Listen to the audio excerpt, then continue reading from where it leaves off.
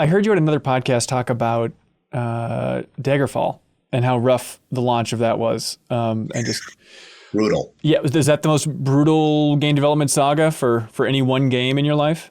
Oh yeah. Okay. Without any doubt. I mean, close to 18 months worth of crunch.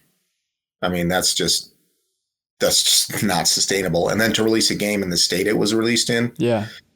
And, we had admins screaming at us on a daily and weekly basis. If you weren't putting in 60 hours minimum, your job was in danger. Oof. I mean, it was bad. It was really, really bad, and it didn't help that we kind of believed in the game, but could at the same time see what a mess it was. Right. Because if all you did was see it was a mess, it'd be like, toodles, I got other places to be. Yeah. Yeah. But you look at it and you're like, this game could be amazing and awesome. It just needs more. And so you just kept committing yourself more. And it was bad. It was really bad. I heard like a lead programmer was hospitalized after having a breakdown, like that level of bad.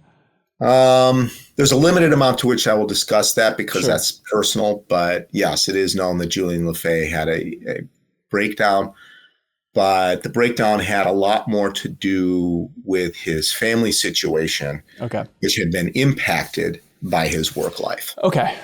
So it wasn't literally making the game that did that. It was how the game influenced other factors in his personal life that caused that problem. Yeah.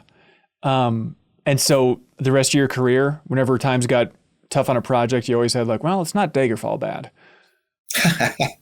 I did get to be known as the guy who was like, if you think this is bad, go talk to Bruce. Which is strange because Todd has all the same stories and probably a number that I don't. Right.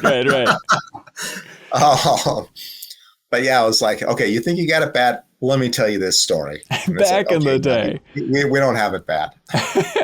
I mean, what's fascinating about hearing like, the challenges of Daggerfall's release is like, I mean, if that project didn't come together, that's just the end of Elder Scrolls, right? Like how close was the Elder Scrolls series? It's not just the end of Elder Scrolls. It was potentially the end of Bethesda. Right.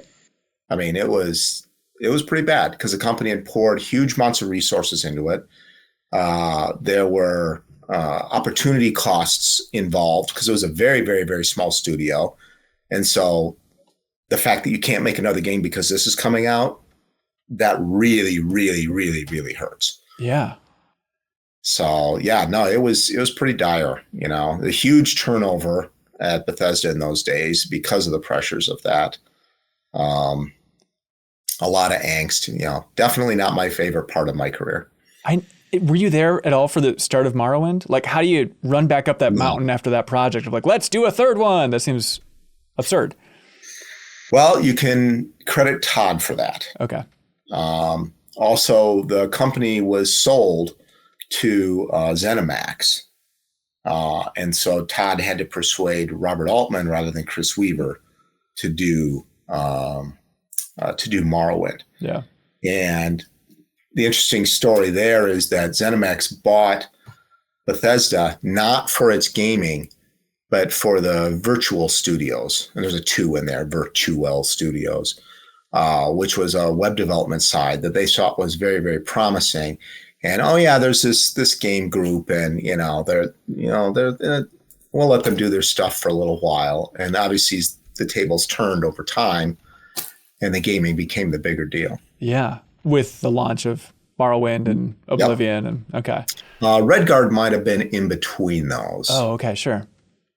I think Redguard was before Morrowind. You've seen the headlines. You know that the media landscape is consolidating. Having truly independent games media is more important than ever. MinnMax can exist independently as a place about games, friends, and getting better, but we need your help.